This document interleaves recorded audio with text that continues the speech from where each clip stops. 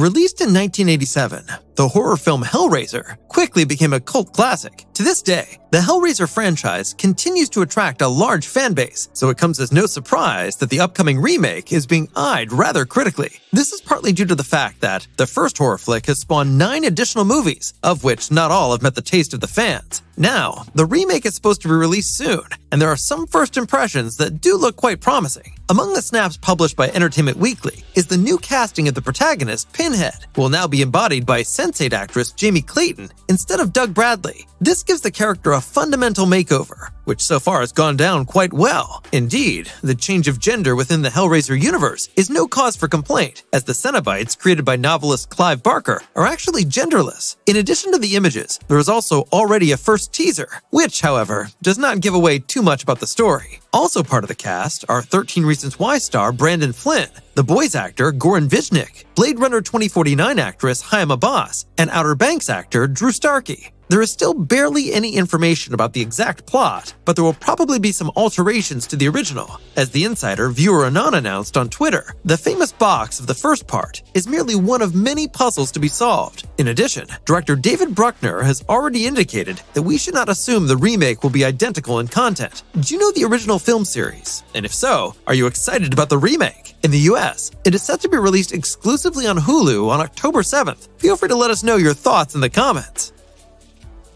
Pre-production on the upcoming Star Wars series, The Acolyte, is already well underway. Before filming starts in December, those responsible must slowly but surely add new cast members. After drunk history actress Amandla Stenberg, Nightflyers star Jodie Turner-Smith is now also part of The Acolyte. The 36-year-old was originally slated for the lead role in The Witcher: Blood Origin, but backed out before filming even began. On Disney+, The Acolyte will be the first Star Wars live-action series set in the age of the High Republic. As the fan site Fulcrum Leaks found out some time ago, 12-year-old Aura is to be the focus of the series. She lives on the planet Sanshiro with her grandfather and little sister Miri and has to go through several adventures. After an incident, her sister Miri is in danger, and so Aura begins to search for her. According to rumors, Darth Plagueis will also be playing a part in a live-action series here for the first time. In addition, many well-known Sith, such as Darth Bane, Darth Nihilus, Darth Malak, and Darth Revan, are also expected to be involved, which would, however, miss the canon in places. Anyway, nothing has been confirmed or denied by Disney yet, so we have to be patient until the start of the series at the latest. Rumor has it that the premiere is planned for February 2024. There is news about the upcoming DC blockbuster Joker Folie Deux. Both main actors Joaquin Phoenix and Lady Gaga as Joker and Harley Quinn are known already, and a return of Bullet Train star Zazie Beetz is also certain. Now another actor is joining the cast. Brendan Gleeson, who is best known for his role as Alastor Moody in the Harry Potter movies, and even won an Emmy for his performance as Winston Churchill in 2009. However, the 67-year-old's role in the Joker sequel is currently unknown. Also revealed on Thursday was that Catherine Keener will be joining the cast as well. She is known for her roles in Jordan Peele's Get Out and The Adam Project, and will now play an unspecified role too. Sadly, there is still little info on the sequel to the most successful R-rated film of all time. Based on the title, however, one can at least anticipate the first storylines. Folie Deux actually describes a mental illness that can be transmitted from one person to another, so to speak. In the case of the new Joker movie, this means that the crazy protagonist will meet Harley Quinn, and therefore the mentally disturbed counterpart of himself. In addition, the movie is expected to be a musical that will mainly take place in the Arkham Asylum. Thus, the sequel will differ significantly from the way the first film was made. Shooting will start next December, and the movie is scheduled to be released on October 4th, 2024.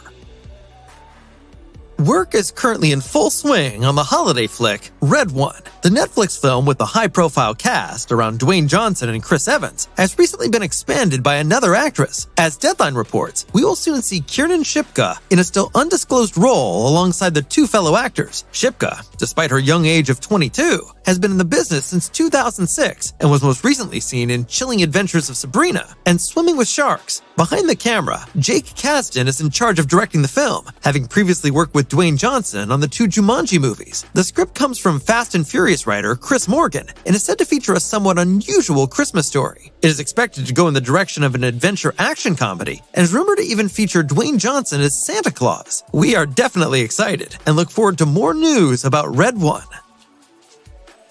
Paramount's historical drama Babylon is scheduled for release in the near future. The film, which lasts over 3 hours, is set between the years 1925 and 1952, and thus covers several decades of storylines. The focus is on the movie business in Hollywood over the course of time. Hence, the important transition from silent films to talkies will also play a significant role. The first-person narrator, as well as the main character, is the young Manny Torres, a son of Mexican immigrants who attempts to make it big. In the course of the film, he meets a film icon of the time, namely Hollywood prodigy and producer Irving Thalberg. Especially lots of excessive parties will run like a common thread through the film, as you can already see from some of the pictures. These were published exclusively by Vanity Fair as part of an interview with director Damien Chazelle, and show the top stars in their roles for the first time. The chemistry between Brad Pitt and Margot Robbie should be particularly interesting.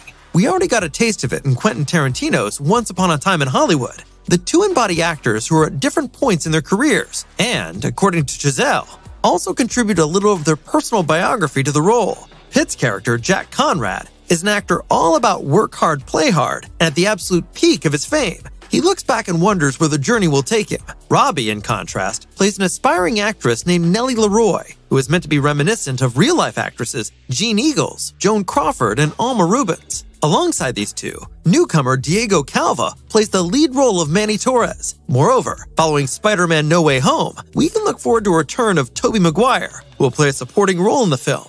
We are definitely excited about Babylon and look forward to its planned theatrical release on January 6th, 2023.